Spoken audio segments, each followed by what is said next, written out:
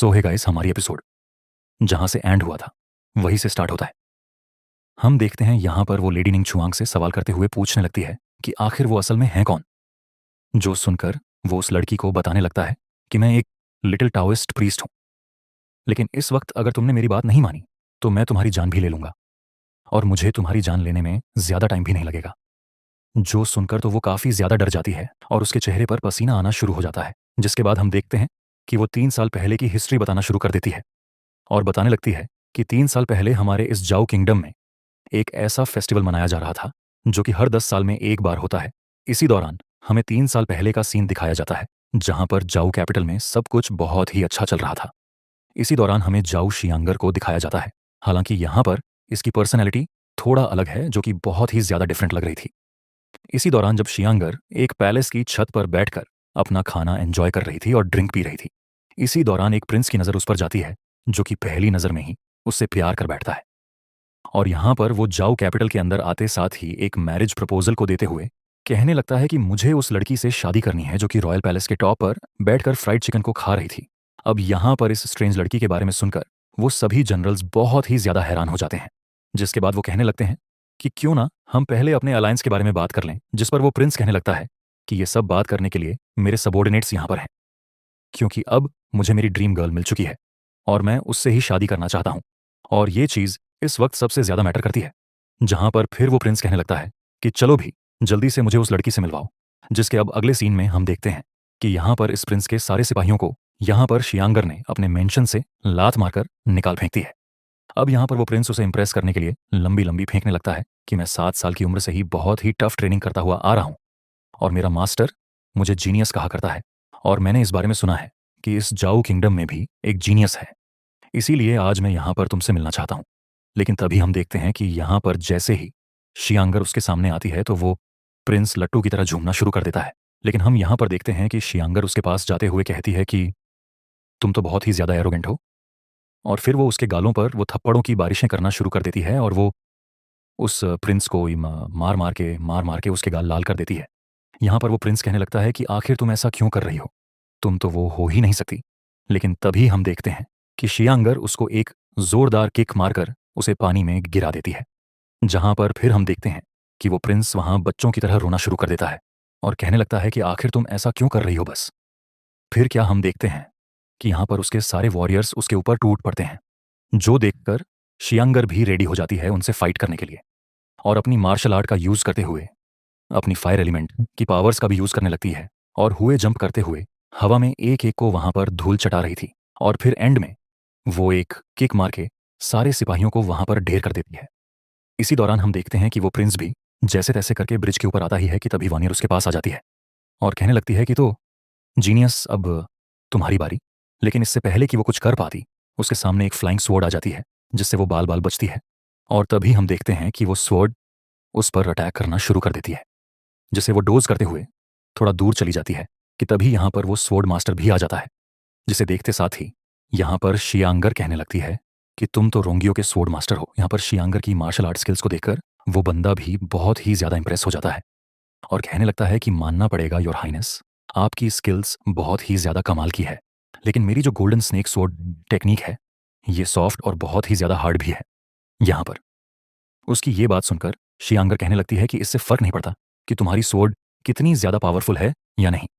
लेकिन तुम मेरा सामना फिर भी नहीं कर सकते, लेकिन तुम एक स्वॉर्ड मास्टर के वर्दी हो। यहाँ पर इतनी बुरी बेइज्जती सुनने के बाद वो आदमी कहने लगता है कि मानना पड़ेगा आपकी जुबान भी काफी तेज चलती है, जो कहते हुए वो अपनी ड्रैगन स्नेक की पावर्स को अनलीज करना शुरू कर देता है, जिससे सारे स्वॉर्ड अब स्नेक्स में बदल जाते हैं और तुरंत ही उस पर अटैक करना शुरू कर देते हैं, जो देखकर शियांगर उसे डोज करती है कि तभी एक स्नेक जैसे ही उसे काटने वाला होता है तो वो उसे अपने हाथों से पकड़ लेती है। इसी मोमेंट में हम देखते हैं कि वो सारे स्नेक्स आकर उसे जकड़ना शुरू कर देते हैं और यहाँ पर वॉनियर कुछ भी नहीं कर पाती। जहां पर अब हम देखते हैं कि यहाँ पर एक बड़ा सा जाइंट स्नेक भी आ जाता है, लेकिन इसी मोमेंट पर हम देखते हैं कि वॉनियर अपने फिनिक्स पावर्स का यूज करते हुए उन सारे स्नेक्स को वहां पर जलाकर राख कर देती है और वहां से आजाद हो जाती है। और फिर हम देखते हैं कि वो स्वॉर्ड मास्टर उस जाइंट स्नेक के सर पर सवार हो जाता है और फिर शियांगर पर अटैक करने के लिए प्रिपेयर हो जाता है। जैसे ही वो सांप अपना मुंह खोलता है, इसी मोमेंट पर शियांगर भी अपनी आईज को क्लोज करके अपनी स्वॉर्ड को अपने पास बुलाने लगती है और फिर जैसे ही वो सांप अपने मुंह से 100,000 स्वॉर्ड टेक्निक को यूज करता है, हम देखते हैं कि इमीडिएटली शियांगर यहाँ पर अपनी स्वॉर्ड, जो कि एक अम्ब्रेला भी है, उसे वो यहाँ पर खोलकर एक शील्ड की तरह उसे यूज करती है, जिसके बाद वो हवा में जंप करती है और अपनी बर्निंग फिनिक्स नाम की टेक्निक का यूज करते ही उस सांप को यहाँ पर जान से मार देती है, जिससे वो स्वॉर्ड मास्टर भी वहां पर नॉकआउट हो जाता है। जिसके बाद जैसे ही वो उस प्रिंस की तरफ देखती है तो डर के मारे वो प्रिंस यहाँ पर खुद ही पानी में कूद जाता है। जिसके अब अगले सीन में हमें प्रेजेंट का सीन दिखाया जाता है, जहां पर निंग चुआंग भी ये सारी बातें सुन रहा था कि तभी सीन शिफ्ट होता है और हमें यहाँ पर शियांगर को दिखाया जाता है, जहां पर वो अपने मास्टर से कहती है कि एक बार मेरे टीचर ने मुझे बताया था कि जितने भी विचेस हैं वो किसी भी कंट्री में अगर पहुंच जाए ना तो अपने पीछे बहुत बड़े बड़े डिजास्टर्स को भी ले आती हैं। लेकिन मैं ये भी जानती हूँ, वो ये है कि असल में हमारी ये जो जाओ किंगडम है, इसके जड़ें कहीं ना कहीं जाकर डीमंस से मिलती है। यहाँ पर इतनी बड़ी सच्चाई को सुनकर हम देखते हैं कि वो मास्टर बहुत ही ज्यादा डर जाता है और वो डर के मारे पीछे हटते हुए कहता है कि आखिर तुम्हें इसके बारे में किसने बताया, और सच सच बताओ कि आखिर तुम्हें हमारी क्वीन ने क्या क्या बताया है। जिस पर वो कहने लगती है कि 100 साल पहले जाओ किंगडम के तब के जमाने के रूलर ने अपने एंसेस्टर से प्रॉमिस किया था कि वो यहाँ पर एक कंट्री को एस्टैब्लिश करेंगी, लेकिन एट द एंड इस जगह और इस कंट्री का क्या हाल हुआ ये तो आप भी अच्छे से जानते हैं। और मेरी मदर ने यह भी कहा था कि मैं जाओ किंगडम की आने वाली डेस्टिनी हूं यहाँ पर। ये सुनते साथ ही वो मास्टर थोड़ा शॉक हो जाता है और फिर कहने लगता है कि एक बात बताओ, आखिर तुम क्या करना चाहती हो। जिस पर वो उस बाउल को आगे करते हुए कहने लगती है कि हर किसी को अपनी गलती का अंजाम भुगतना ही होगा। जो कहते हुए वो वहां से जाने लगती है और फिर कहती है कि आप मास्टर हैं और मैं स्टूडेंट, इसलिए मैं आपको अपने हाथों से नहीं मार सकती। जिसके बाद वो अपने अम्ब्रेला को लेते हुए उसकी तरफ देखते हुए कहती है, लेकिन इसका मतलब ये नहीं है कि मैं आपको माफ कर दूंगी। जिसके बाद ये सीन शिफ्ट होता है और हमें निंग चुआंग और उस लेडी को दिखाया जाता है, जहां पर निंग चुआंग उस लड़की से पूछने लगता है कि तो आगे फिर क्या हुआ। जहां पर वो लड़की बताती है कि उसके बाद रेंग्यू बार बार उसे शादी के लिए फोर्स करता रहता था, लेकिन फिर जो क्वीन की मदर थी उन्होंने हमारे हाइनेस से कहा कि तुम यहां से चले जाओ और इंपीरियल सिटी को छोड़ दो। यहां पर हम देखते हैं कि ये सारी बातें कहते दौरान वो अपने पीछे एक फॉर्मेशन बनाकर उस एन्चांटमेंट पेपर को सप्रेस करना शुरू कर देती है। जिसके बाद वो आगे बताने लगती है कि लेकिन 20 दिन पहले ही, लेकिन तभी हम देखते हैं कि वो अपनी बात पूरी करें इससे पहले ही यहाँ पर निंग चुआंग उसे इंटरप्ट करते हुए कहने लगता है कि ये सब छोड़ो, अब मुझे ये बताओ कि अब आगे वो क्या करना चाहती है, आखिर उसका मकसद क्या है। जिस पर वो लड़की कहती है कि चाहे जो हो जाए मैं कभी भी अपने बोस को धोखा तो नहीं दूंगी। जो सुनकर निंग चुआंग उसके करीब आ जाता है और कहने लगता है कि तुम्हें उसे धोखा देना होगा। जिस पर वो लड़की कहती है कि अगर मैं ऐसा ना करूं तो।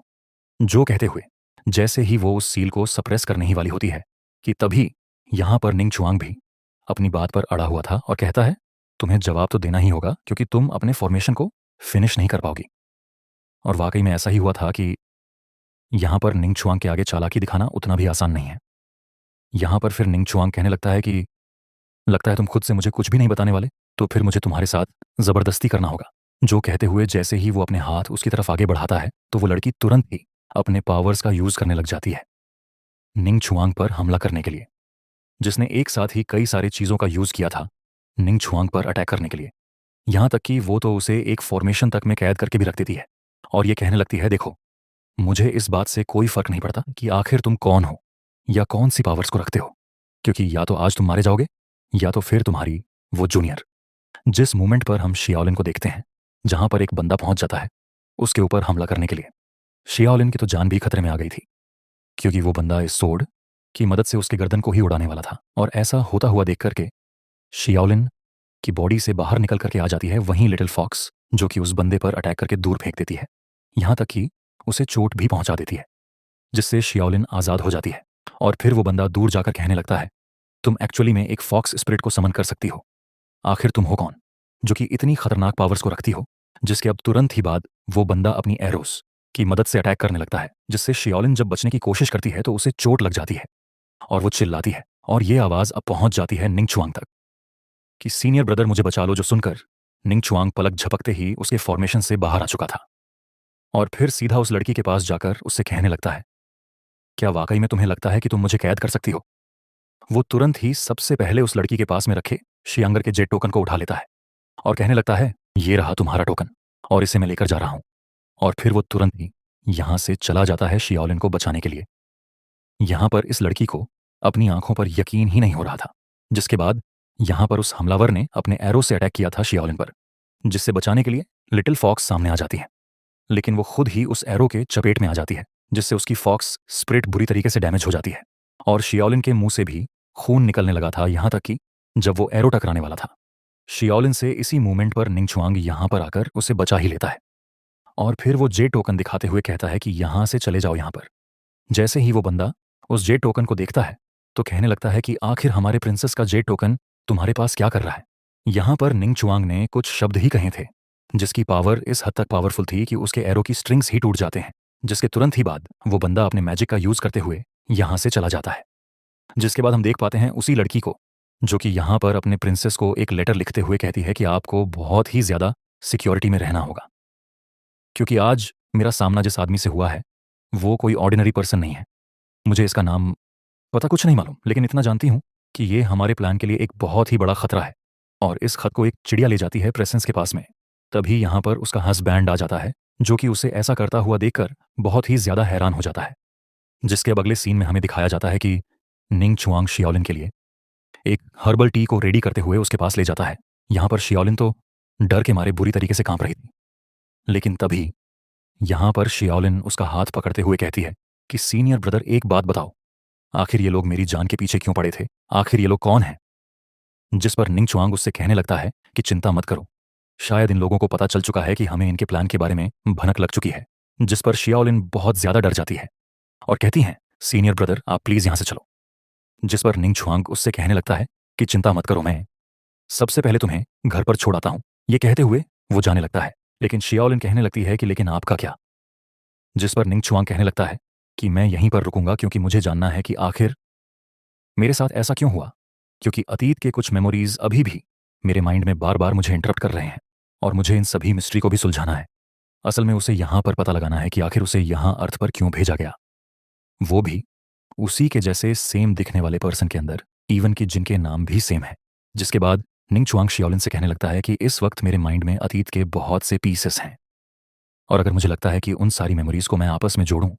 तो जो पजल मेरे माइंड में चल रहा है वो पूरी तरीके से सॉल्व हो जाए। यहाँ पर शियाओलिन अपने सीनियर ब्रदर से पूछने लगती है, सीनियर ब्रदर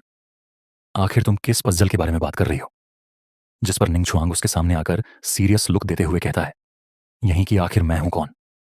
जिस पर शियाओलिन कहने लगती है, सीनियर अब छोड़ो भी, दोबारा से ये सारी बकवास शुरू मत करो, लेकिन अगर तुम किसी चीज की तलाश कर रहे हो तो मुझे यकीन है कि मैं इस काम में तुम्हारी हेल्प कर सकती हूं। लेकिन निंगचुआंग की मिस्ट्री कोई नॉर्मल मिस्ट्री की तरह नहीं है जो आसानी से सोल्व हो जाए। यहाँ पर निंगचुआंग चांद की तरफ देखते हुए सोचना शुरू कर देता है, जहां पर हमें कुछ और फ्लैशबैक को दिखाए जाते हैं, जहां पर हम देख पाते छोटे से निंगचुआंग को, जिसने डिवाइन रियल्म के अंदर अपने जर्नी को पूरा किया था, एक कल्टीवेटर बनने के सपने को पूरा किया था। जिन्होंने आपने देखा ना कि कल रात कैसे हम पर अटैक हुआ था, मुझे तो अभी भी बहुत ही ज्यादा डर लग रहा है। यहाँ पर उसकी ये बात सुनकर हम देखते हैं कि निंगचुआंग उसके सिर पर हाथ रखते हुए कहता है कि मैं जानता हूं कि तुम्हारी इनर स्पिरिट, वो लिटिल फॉक्स, पूरी तरीके से डैमेज हो चुकी है, इसलिए तुम्हें फिलहाल के लिए रेस्ट करना चाहिए। जिस पर शियाओलिन कहती है कि आखिर तुम्हें मेरे इनर स्पिरिट के बारे में कैसे पता चला? मुझे पता है कि तुम भी सोचते होंगे कि शायद मेरा जो फॉक्स स्पिरिट है वो किसी माउस की तरह दिखता है, और मजे की बात तो यह है कि उसकी कोई पूंछ भी नहीं।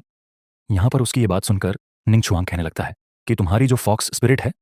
उसके अलावा जितने भी बाकी के 12 स्पिरिट्स हैं वो भी पूरी तरीके से इनकम्प्लीट है। जो सुनकर शियाओलिन हैरानी के साथ कहती है कि कहीं तुम 12 गॉड्स और उनके किंगडम के बारे में बात तो नहीं कर रहे क्या? सच में ऐसी जगह अभी भी एग्जिस्ट करती है? यहाँ पर उसे इतना सीरियस होता देखकर निंगचुआंग उसे धक्का देते हुए कहने लगता है, मैं तुम्हारा सीनियर ब्रदर हूं और मैंने तुमसे कहा कि जाकर रेस्ट करो, तो तुम्हें मेरे ऑन ऑर्डर्स को फॉलो करना चाहिए। जो सुनकर शियाओलिन मुंह चढ़ाकर वहां से चली जाती है। इसी मौके पर हम देखते हैं कि निंगचुआंग बाहर आ जाता है और वो खांसना शुरू कर देता है, जिससे पता चलता है कि लास्ट फाइट से वो भी बुरी तरीके से इंजर्ड हुआ है।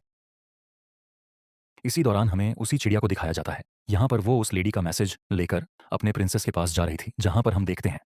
कि वो चिड़िया बहुत दूर तक ट्रैवल करते हुए एक बैरियर के अंदर चली जाती है। लेकिन इसी दौरान हम कुछ लोगों को भी देखते हैं जो कि उसी चिड़िया को फॉलो करते हुए यहाँ पर आ चुके थे, लेकिन वो फिर भी इस बैरियर के अंदर नहीं जा पाते। यहाँ पर वो तीनों कहते हैं शायद यहाँ पर एक पावरफुल बैरियर लगा है, जिसकी वजह से कोई भी इसके अंदर परमिशन के बगैर नहीं जा सकता। इसी दौरान हम यहाँ पर शियांगर को देखते हैं, जिसके पास वो चिड़िया आकर वो मैसेज पहुंचा देती है और फिर हमें पता चलता है कि यहाँ पर जिस मास्टर की बात वो लेडी कर रही थी वो और कोई नहीं बल्कि अपनी जाऊ शियांगर होती है। जब वो उस मैसेज को रीड करती है तो यहाँ पर उसे निंग छुआंग के बारे में पता चलता है, जिसे कि उस लेडी ने हैज़ अ लिटिल प्रीस्ट के तौर पर डिस्क्राइब किया था।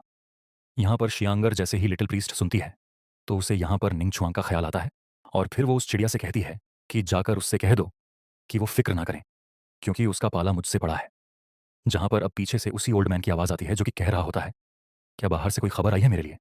शियांगर कहती हैं, नहीं ऐसा कुछ भी नहीं है। तो वो कहने लग जाते हैं, तुम्हें तो ये पता ही होगा कि एम्परर जौफू से कुछ गलतियां तो हुई हैं, लेकिन तुम इस बात को मत भूलना कि वो अभी भी इंपीरियल फैमिली के ही मेंबर है, और आखिर तुम उनकी जान के लिए खतरा कैसे बन सकती हो?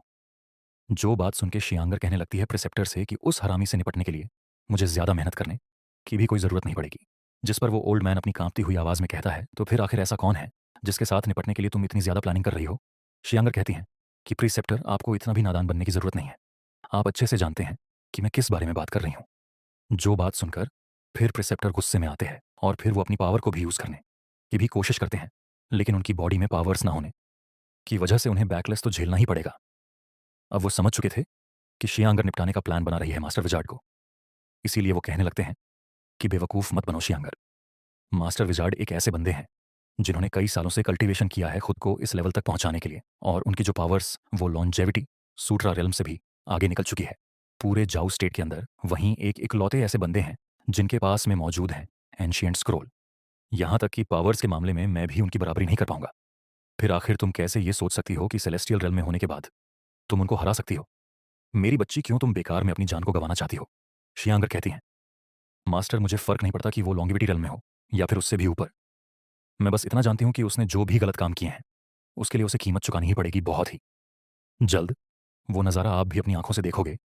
कि ये दुनिया किस तरीके से तड़पेगी। एक ऐसी तबाही मैं लेकर आऊंगी कि फिनिक्स फायर इस पूरी सिटी को जला देगी। मेरी बात याद रखना, बहुत जल्द एक ऐसा वक्त आने वाला है जो कि सब कुछ बदल कर रख देगा। जिसके अब अगले सीन में हमें उसी थर्ड जनरल को दिखाया जाता है, जहां पर वो अपनी वाइफ से कहता है कि मुझे यकीन नहीं होता कि तुम अभी भी शियांगर के लिए काम कर रही हो। आखिर तुम ऐसा कैसे कर सकती हो? जिस पर वो जवाब देती है और कहती है, चाहे जो हो जाता, लेकिन तुम्हें कभी भी यहां पर क्वीन के पैलेस में जाना नहीं चाहिए था। जो सुनकर वो आदमी गुस्से के साथ कहने लगता है, अगर मैं वहां पर नहीं जाता तो तुम यहां पर ऐसे ही पड़े पड़े मर जाती। जिस पर वो लड़की खड़ी होकर जवाब देती है, मैं मेरे मैजेस्टी के लिए कुछ भी कर सकती हूँ, फिर चाहे वो कुछ भी क्यों ना चाहती हो। यहां पर उसकी ये बात सुनकर वो आदमी गुस्से के साथ उसके करीब आने लगता है, जिस पर वो लड़की कहती है कि एक बात बताओ, तुमने तो हमारी क्वीन की डेड बॉडी तक को नहीं देखा, लेकिन तुमने फिर भी मान लिया कि हमारी क्वीन मारी जा चुकी है। इसी दौरान यहां पर शियांगर का वो फायरबर्ड आ जाता है, जिसे देखकर उस आदमी की रूह तक कांप जाती है और वो चिल्लाने लगता है। जिसके अब अगले सीन में हमें निंग छुआंग को दिखाया जाता है, जहां पर उसके हाथ में ब्लड होता है, क्योंकि इतनी ज्यादा पावर्स को यूज करने की वजह से उसकी बॉडी को भी बैकलेस जो झेलना पड़ रहा था, और वो कहने लगता है, मेरी बॉडी अभी इतनी ज्यादा पावर को संभालने के लायक नहीं है। इसी दौरान हमें पता चलता है कि निंग छुआंग ने जब मास्टर निंग को टपका दिया था, तो वो जाने से पहले मास्टर निंग की बॉडी से जो कल्टीवेशन को अब्सॉर्ब करके अपने ट्रैंक लूफ वाटर के साथ कंबाइन करके उसे कल्टीवेट किया था, जो जिसके अब अगले ही सीन में हमें जंगल के अंदर दिखाया जाता है मास्टर विजर्ड को, जहां पर एक बंदा पहुंच जाता है जो मास्टर विजर्ड का ही एक डिसाइपल है, जो आते हुए बता देता है कि शियांगर ने प्रिसेपर तक पहुंचने के रास्ते को ही ब्लॉक कर दिया, जिसकी वजह से ये लोग उस तक नहीं पहुंच पाएंगे और अपने काम को भी अंजाम नहीं दे पाएंगे। जो सुनकर वो मास्टर विजर्ड कहते हैं, वो लड़की पागल हो चुकी है, वो ऐसा कुछ करने की कोशिश कर रही है जो इस दुनिया में कोई भी नहीं कर सकता। खैर छोड़ो अब, क्योंकि यहां पर आ चुके हैं रॉन्ग स्टेट और जिन स्टेट के असैसिन, तो मैं भी ये देखना चाहूंगा कि ये लोग आखिर जाओ स्टेट को कब तक बचा पाएंगे। और अब वाकई में जंगल के अंदर रॉन्ग स्टेट के असैसिन आ चुके थे। साथ ही साथ जिन स्टेट के जो असैसिन होते हैं वो तो उन लोगों से भी ज्यादा खतरनाक मालूम होते हैं। साथ ही हम देखते हैं कि ये लोग उसी बैम्बू फॉरेस्ट से होता हुआ जाओ कैपिटल के इंपीरियल पैलेस की तरफ तेजी से बढ़ रहे होते हैं। अब यहां पर ये शायद किसी को मारने के लिए आए हैं, जिसके साथ ही ये वाला एपिसोड यहीं पर ही खत्म होता है।